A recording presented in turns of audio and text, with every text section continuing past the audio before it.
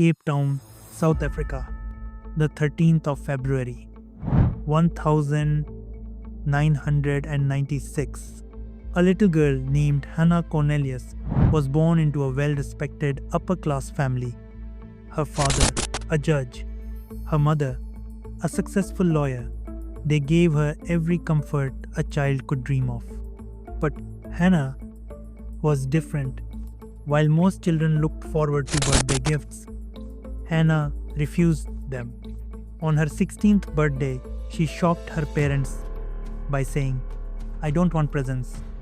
It isn't fair while so many children nearby have nothing." Instead, she bought toys and handed them out to children in the nearby settlement. And she didn't do it just once. She did it every year. Hannah was described as quiet, selfless, and deeply caring. She loved music, especially the piano, and dreamed of one day studying literature and philosophy in France. But tragically, Hannah's dream would never come true. Because on May 27, 2017, in the early hours of the morning, her life took a horrific turn. What started as an ordinary night out with a friend would become one of the darkest crimes South Africa had ever seen. It was just past 3 a.m. Hannah had dropped her friend Cheslin Marsh off near his house after they had been out together. They sat for a while in the car, talking, unaware that 4 men nearby were watching their every move. These men were no strangers to violence. Their names: Vernon Wedboy, 33, Nashwa Julius, 29, Ibn Van Niekerk, 28, and Geraldo Parsons, 27. Armed with a screwdriver and a knife, they approached Hannah's car. One pressed the screwdriver to her chest. The others stole everything they could: money, belongings, anything of value. But robbery wasn't enough. 3 of the men decided to do something far worse. They forced Hannah and Cheslin into their own car. Cheslin was shoved into the trunk while Hannah was squeezed between her captors in the front. From this moment on, Hannah's nightmare began, and it was only going to get darker. But tragically, Hannah's dream would never come true, because on May 27, 2017, in the early hours of the morning, her life took a horrific turn. What started as an ordinary night out with a friend would become one of the darkest crimes South Africa had ever seen. At 4:30 a.m., cameras at a gas station captured the stolen car. Vernon tried to withdraw money using Cheslin's card, but Cheslin, thinking fast, had given them the wrong PIN. That small act of defiance may have saved his life. Furious, the men drove to a deserted area. They dragged Cheslin out of the trunk and beat him mercilessly with bricks, leaving him for dead. Unconscious, broken, bleeding, they thought he wouldn't survive. But Cheslin would rise again, and his survival would later expose everything. But Hannah, she wasn't so lucky. The men told her they just wanted her car, that they would let her go.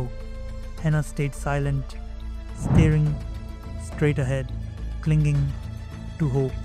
But it was all a lie. Instead of releasing her, the men bought meth and then drove to an isolated paintball field. There, just as the sun began to rise, Hannah's ordeal reached its most horrifying stage. For over an hour and a half, she was assaulted, her spirit breaking with every passing minute. She begged for her life. But the men had no mercy. At 7:40 a.m., they dragged her back into the car. They drove her to a lonely vineyard road, far from the city. There, they ended it. A knife to her neck, a 35-kilo stone to her skull. The bright, selfless young woman who had once given joy to so many was gone. But the men weren't finished yet. They went back into town, searching for more victims. It was as if Hannah's murder wasn't enough for them. By 1 p.m., they had kidnapped and robbed several more women. Security cameras caught them again, casually withdrawing money while their terrified victim sat in the back seat. But by now, the police were hunting them because Cheslin Marsh, the boy they thought was dead, had woken up. Beaten, injured, and deaf in one ear, he still found the strength to get help, and his testimony sparked a massive manhunt. By 2 p.m., undercover officers spotted Hannah's stolen car. A high-speed chase followed. The criminals crashed near a farm and tried to flee on foot, but one by one, they were caught. Finally, after hours of horror, their rampage was over. Or was it? In November 2018, the 4 men faced trial. But instead of remorse, they laughed. They mocked. They swore at Hannah's family, even making obscene gestures in court. The country watched in disgust. How could men who committed such evil show not even a shred of guilt? 3 of them, Vernon, Eben, and Geraldo, were convicted of murder, rape, robbery, and kidnapping. Each received 2 life sentences. The 4th, Nashva Julius, who had left early in the night, was sentenced to 22 years. Justice was served, but no sentence could ever undo what they had done. For Hannah's family, the pain didn't end. Her mother, Anna, left her law firm and created a foundation in Hannah's name. A foundation to help the poor, just as Hannah would have wanted. But grief consumed her. Less than a year later, she drowned while swimming in the sea. Some say it was an accident. Others believe she simply could not live with the pain of losing her daughter. Her father, Willem, resigned as a judge.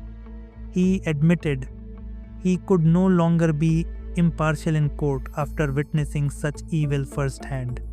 And Hannah's younger brother, who has autism, still asks every day when his sister is coming home. Hannah Cornelius' story is one of the most heartbreaking crimes South Africa has ever known. But in her short life, she left behind something powerful. A reminder of kindness, of selflessness, of giving to others even when she had so much herself. And though her killers tried to silence her, Hannah's legacy lives on through the foundation in her name and through the countless lives she touched. And that, my friends, was the tragic story of Hannah Cornelius.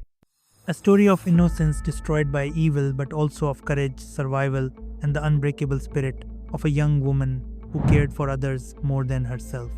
If this story moved you, consider subscribing to the channel. We uncover cases like these stories that must never be forgotten. Until next time, stay safe.